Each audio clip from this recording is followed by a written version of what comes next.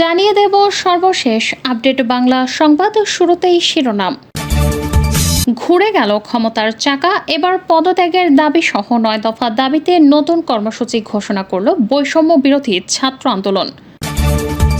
এরপর থাকছে বিএনপির নতুন কর্মসূচি এবং সর্বশেষ জানাবো হাসিনাকে পদত্যাগের আহ্বান, মার্কিন যুক্তরাষ্ট্রের সাথে এবার জাতিসংঘের হুঁশিয়ারি। এতক্ষণ শুনছিলেন সংবাদ শিরোনাম, এখন থাকছে বিস্তারিত। তাহলে শেখ হাসিনার আম সালা সবই যাবে। আমি আপনাকে দায়িত্ব নিয়ে বলছি, বাংলাদেশ ব্যাংকের রিজার্ভ এখন 3 বিলিয়ন, যেটা দিয়ে 2 থেকে 3 মাসের পরে রিজার্ভ শূন্য হয়ে যাবে। এরপরে যদি আপনার প্রবাসীরা যদি রেমিটেন্সটা বন্ধ করে দেয়, তাহলে শেখ হাসিনার আম সালা সবই যাবে এবং জেনারেল ওয়াকারুজ্জামান আর পুলিশের আইজি, মিডিয়ার ডিজি কেউই তাকে রক্ষা করতে পারবে। এখন এই সেনাবাহিনীকে নামিয়ে এখন যে কাজটি করা হয়েছে, আমার যেটা ধারণা হয়তো সরকার আরো 10-15 দিন 20 দিন বা ইভেন 1 মাস হয়তো কন্টিনিউ করবে অথবা কন্টিনিউ করতে পারে, কিন্তু আলটিমেটলি শেখ হাসিনাকে ক্ষমতা থেকে যেতে হবে।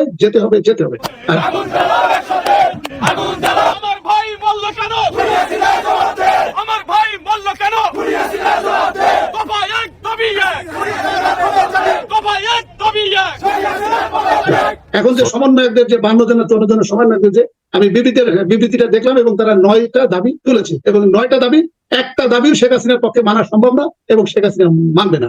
তো যখন শেখ হাসিনা মানবে না, আলটিমেটলি এটা আবার সেই 1 দফা আন্দোলনে যাবে এবং শেখ হাসিনার পদত্যাগ। ইভেন গার্ডিয়ান বা অভিভাবকরা যদি তার বাচ্চাদেরকে স্কুলে না পাঠায়, তাহলে কি তারা ইউনিভার্সিটি, স্কুল, কলেজ, স্কুলে কি শেখ হাসিনা এবং তার লেসপেন্সাররা তারা কি এখানে ডুগডুগি বাজাবে? যদি স্টুডেন্টরা যদি সত্যি বলে যে শেখ হাসিনা পদত্যাগ না করার পর্যন্ত আমরা কেউই আমরা স্কুল কলেজ এবং পরীক্ষাতে যাব না। দেশের বিরাজমান পরিস্থিতি নিয়ে বৈষম্য বিরোধী ছাত্র আন্দোলনের 52 সমন্বয়ক বিবৃতিতে বলেন, 9 দফা এখন ছাত্র জনতার গণদাবি, আমাদের 9 দফা দাবি এখন গণমানুষের দাবিতে পরিণত হচ্ছে। এটি এখন গোটা বাংলাদেশের মানুষের মুক্তির সনদ। 9 দফা দাবি আদায়ে আমাদের নতুন কর্মসূচি নিম্নোক্ত 9 দফা দাবি বাস্তবায়ন না হওয়া পর্যন্ত ছাত্র সমাজের আন্দোলন চলমান থাকবে। 1. প্রধানমন্ত্রী শেখ হাসিনাকে ছাত্র হত্যার দায় নিয়ে জাতির কাছে প্রকাশ্যে ক্ষমা চাইতে হবে। 2. আইন শৃঙ্খলা রক্ষাকারী বাহিনী ও আওয়ামী সন্ত্রাসী কর্তৃক ছাত্র হত্যার দায় নিয়ে স্বরাষ্ট্রমন্ত্রী আসাদুজ্জামান খান কামাল, সড়ক পরিবহন ও সেতুমন্ত্রী ওবায়দুল কাদের, শিক্ষামন্ত্রী মহিবুল হাসান চৌধুরী নওফেল, আইনমন্ত্রী আনিসুল হককে মন্ত্রিপরিষদ এবং দল থেকে পদত্যাগ করতে হবে। 3. ঢাকা সহ যত জায়গায় শহীদ হয়েছে সেখানকার ডিআইজি, পুলিশ কমিশনার ও পুলিশ সুপারদের চাকরি থেকে বরখাস্ত করতে হবে। 4. ঢাকা বিশ্ববিদ্যালয়, জাহাঙ্গীরনগর বিশ্ববিদ্যালয় ও রাজশাহী বিশ্ববিদ্যালয়ের ভিসি ও প্রক্টরদের পদত্যাগ করতে হবে। 5. যে পুলিশ সদস্যরা শিক্ষার্থীদের ওপর গুলি করেছে, ছাত্রলীগ, যুবলীগ সহ যে সকল সন্ত্রাসীরা শিক্ষার্থীদের উপর নৃশংস হামলা পরিচালনা করেছে এবং পরিচালনার নির্দেশ দিয়েছে, তাদেরকে আটক করে এবং হত্যা মামলা দায়ের করে দ্রুত সময়ের মধ্যে গ্রেফতার দেখাতে হবে। 6. দেশব্যাপী যে সকল শিক্ষার্থী ও নাগরিক শহীদ ও আহত হয়েছে তাদের পরিবারকে ক্ষতিপূরণ প্রদান করতে হবে। 7. ঢাকা বিশ্ববিদ্যালয়, জাহাঙ্গীরনগর বিশ্ববিদ্যালয়, চট্টগ্রাম বিশ্ববিদ্যালয় ও রাজশাহী বিশ্ববিদ্যালয় সহ সকল শিক্ষা প্রতিষ্ঠানে ছাত্রলীগ নামক সন্ত্রাসী সংগঠন সহ সকল দলীয় লেজজুরি ভিত্তিক ছাত্র রাজনীতি নিষিদ্ধ করে ছাত্র সংসদকে কার্যকর করতে হবে। 8. অবিলম্বে সকল শিক্ষা প্রতিষ্ঠান ও হলসমূহ খুলে দিতে হবে। 9. কোটা আন্দোলনের সাথে সম্পৃক্ত শিক্ষার্থীদের একাডেমিক ও প্রশাসনিক কোনো ধরনের হয়রানি করা হবে না মর্মে অঙ্গীকার করতে হবে। বাংলাদেশের পরিস্থিতি নিবিড়ভাবে পর্যবেক্ষণ করছেন যুক্তরাষ্ট্রের সিনেটের মেজরিটি লিডার বা মার্কিন সিনেটের সংখ্যাগরিষ্ঠ ডেমোক্রেটিক দলের নেতা চাক শুমার। সামাজিক যোগাযোগ মাধ্যম এক্সে চাক শুমার নিজেই এ তথ্য নিশ্চিত করেছেন। তিনি লিখেছেন, আমি বাংলাদেশের পরিস্থিতি গভীর উদ্বেগ নিয়ে নিবিড়ভাবে পর্যবেক্ষণ করছি। শান্তিপূর্ণ সভা সমাবেশ এবং বিক্ষোভের অধিকার যে কোনো গণতান্ত্রিক সমাজের ভিত্তি। সহিংসভাবে শিক্ষার্থীদের বিক্ষোভ দমন করা ভুল, সেটা আরও অস্থিরতা তৈরি করবে। উল্লেখ্য, চাক শুমার মার্কিন সিনেটের সবচেয়ে ক্ষমতাধর নেতা। বাংলাদেশের সহিংসতা নিয়ে কথা বলা মার্কিন কর্মকর্তাদের মধ্যে তিনি সবচেয়ে উচ্চপদস্থ। বাংলাদেশ জাতীয় পার্টির চেয়ারম্যান ও সাবেক সংসদ সদস্য ব্যারিস্টার আন্দালিব রহমান পার্থকে ডিবি পরিচয়ে তুলে নেওয়ার অভিযোগ পাওয়া গেছে। বুধবার দিবাগত রাত 1টার দিকে রাজধানীর বাড়িধারার বাসা থেকে তাকে তুলে নেওয়া হয়। বৃহস্পতিবার দুপুরে তার ব্যক্তিগত সহকারী জুয়েল দৈনিক মানবজমিনকে বিষয়টি নিশ্চিত করেছেন। সম্প্রতি কোটা সংস্কারের দাবিতে আন্দোলনরত শিক্ষার্থীদের পক্ষে সামাজিক যোগাযোগ মাধ্যম ফেসবুকে বিভিন্ন পোস্ট দিয়েছেন ব্যারিস্টার আন্দালিব রহমান পার্থ। এজন্য তাকে তুলে নেওয়া হতে পারে বলে মনে করছেন দলীয় নেতাকর্মীরা। শনিবার রাতে চট্টগ্রামের হাটহাজারীর নতুন পাড়ার বিআরটিসি বাস ডিপোতে আগুন দেয় দুর্বৃত্তরা। আগুনে ডিপোর 2টি বাস পুড়ে ছাই হয়ে যায়, একই সঙ্গে আরও 2টি বাসের ব্যাপক ক্ষয়ক্ষতি হয়। এ ঘটনার সিসিটিভি ফুটেজ পর্যালোচনা করে দেখা যায় সোহেল রানা নামে এক যুবক ডিপোতে আগুন দিয়েছে। সোহেলকে আটকের পর সে জানায় বায়েজিদ থানা শ্রমিক লীগের সভাপতি দিদারুল আলমের নির্দেশে এবং 4 লাখ টাকার লোভে এই আগুন লাগানো হয়। 22 জুলাই সোমবার বিকাল 5টার দিকে নতুন পাড়ার বালুছড়া এলাকা থেকে দিদারুল আলমকে গ্রেফতার করে চট্টগ্রাম জেলা গোয়েন্দা পুলিশ। মামলা দায়েরের পর দিদার ও সোহেলকে কারাগারে পাঠানো হয়েছে। দলের চেয়ারপারসন বেগম খালেদা জিয়ার মুক্তি সহ বিভিন্ন ইস্যুতে শিগগিরই বিএনপি কর্মসূচিতে যাবে বলে জানিয়েছেন দলটির মহাসচিব মির্জা ফখরুল ইসলাম আলমগীর।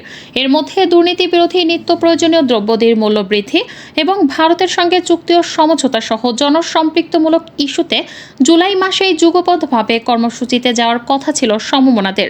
এরই ধারাবাহিকতায় গত 11 জুলাই থেকে যুগপথ আন্দোলনের দল ও জোটের সঙ্গে বৈঠক করে দলটি। তবে শিক্ষার্থীদের কোটা সংস্কার আন্দোলনের কারণে দেশে বিদেশে অবস্থা বিরাজ করায় কর্মসূচিতে যাওয়া সম্ভব হয়নি বলে জানিয়েছেন বিএনপি মহাসচিব। তিনি বলেন, এই মুহূর্তে আমরা কর্মসূচিতে যেতে পারছি না, বিশেষ অবস্থা বিরাজ করছে। যত দ্রুত সম্ভব আমরা কর্মসূচিতে যাব। আমাদের গণতান্ত্রিক স্পেসটা ফিরলে আমরা নিশ্চয়ই কর্মসূচিতে যাব। মানব জমিনকে দেয়া এক সাক্ষাৎকারে নানা ইস্যুতে কথা বলেন মির্জা ফখরুল। অমানবিক সকল হত্যাকাণ্ড ঢাকতে সরকার বিএনপি সহ বিরোধী নেতাকর্মীদের গণহারে গ্রেফতার করে রিমান্ডে নিয়ে নির্যাতন চালাচ্ছে বলে অভিযোগ করেছেন রাজনৈতিক দলের নেতারা। গতকাল এক বিবৃতিতে এই অভিযোগ করেন তারা। সরকার গণহত্যাকে আড়াল করতে বিরোধী রাজনৈতিক নেতাকর্মীদের ওপর খড়গহস্ত হয়েছে অভিযোগ করে নেতৃবৃন্দ বলেন, ছাত্রদের ন্যায্য আন্দোলন দমন করতে সরকার নৃশংসভাবে শত শত ছাত্র জনতাকে গুলি করে হত্যা করেছে। এমনকি সরকারের বাহিনীগুলো হেলিকপ্টার দিয়ে গুলি করে বিভিন্ন ঘরের বারান্দায় অবস্থানরত মানুষকে পর্যন্ত খুন করেছে। অমানবিক সকল হত্যাকাণ্ড ঢাকতে সরকার বিএনপি সহ বিরোধী রাজনৈতিক নেতাকর্মীকে গণহারে গ্রেফতার করে রিমান্ডে নিয়ে নির্যাতন চালাচ্ছে। তারা বলেন, গ্রেপ্তার ও নির্যাতন করে কেউ অতীতে টিকে থাকতে পারেনি, ভবিষ্যতেও পারবে না। এই নৃশংসতার চিত্র যেন দেশের মানুষ জানতে না পারে, সেজন্য ইন্টারনেট সহ সামাজিক যোগাযোগ মাধ্যম বন্ধ, প্রিন্ট ও ইলেকট্রনিক মিডিয়া সমূহে সেন্সরশিপ আরোপ করা হয়েছে। এখন এই শত শত নাগরিক হত্যার বিচার উপেক্ষা করতে সরকার নির্বাচনে বিরোধী রাজনৈতিক নেতাকর্মীকে চিরুনি অভিযানের মাধ্যমে গ্রেফতার করছে। নেতারা বলেন, আপিল বিভাগের রায়ের পর কোটা নিয়ে প্রজ্ঞাপন জারি করা হলেও আন্দোলনরত শিক্ষার্থীদের অন্যান্য দাবিসমূহ পূরণের কোনো লক্ষণ আমরা দেখতে পাচ্ছি না। রাজধানীর বিভিন্ন স্থান সহ সারা দেশে নির্বিচারে গুলি করে গণহত্যা চালানোর পর আন্দোলনকারীদের দুষ্কৃতকারী বলে চিহ্নিত করার অপচেষ্টায় মেতে উঠেছে সরকার। প্রকৃত ঘটনা আড়াল করতে নির্লজ্জভাবে মিডিয়া নিয়ন্ত্রণ করা হচ্ছে। সাধারণ মানুষ সহ পুরো পৃথিবী জানতে পারছে না কত মানুষকে এখানে হত্যা করা হয়েছে। নিহতদের পরিবারের প্রতি ন্যূনতম কোনো মানবিক আচরণ তো করাই হয়নি। বাংলাদেশের বর্তমান পরিস্থিতিতে ব্রিটিশ পার্লামেন্টে আর্লি ডে মোশন উত্থাপন করেছেন লেবার দলের এমপি আফসানা বেগম। ব্রিটিশ পার্লামেন্টের ওয়েবসাইটে এই মোশনের কথা জানানো হয়েছে। স্টুডেন্ট প্রোটেস্ট ইন বাংলাদেশ শীর্ষক ওই মোশনে আফসানা বেগম বলেছেন, বাংলাদেশের মানবাধিকার পরিস্থিতি নিয়ে এই হাউস উদ্বিগ্ন। বিশেষত কোটা বিরোধী আন্দোলন করতে গিয়ে বিপুল সংখ্যক শিক্ষার্থী নিহত হয়েছেন এবং ভয়াবহভাবে আহত হয়েছেন, এটা আতঙ্কজনক। বাংলাদেশের সুপ্রিম কোর্ট সর্বশেষ কোটা ব্যবস্থা নিয়ে রায় দিলেও বিক্ষোভে অংশ নেওয়া বাংলাদেশের শিক্ষার্থী ও সাধারণ মানুষের নিরাপত্তা নিয়েও উদ্বেগ রয়ে গেছে। এই হাউস বিশ্বাস করে তাদের প্রতি সহিংসতা, বেআইনি হত্যা, ইন্টারনেট সেবা বন্ধ করে দেয়া, অন্যান্য ধরনের দমনপীড়ন অগ্রহণযোগ্য এবং তা বাংলাদেশের মানবাধিকারের বাধ্যবাধকতার সঙ্গে সাংঘর্ষিক। বেসামরিক নাগরিকদের সম্ভাব্য দীর্ঘমেয়াদী পরিণতি সম্পর্কে আমরা উদ্বিগ্ন। মোশনে প্রতিবাদ করার অধিকার, সমাবেশ ও মত প্রকাশের স্বাধীনতা যে কোনো কার্যকর গণতন্ত্রের জন্য অবিচ্ছেদ্য ও মৌলিক অধিকার বলে উল্লেখ করা হয়।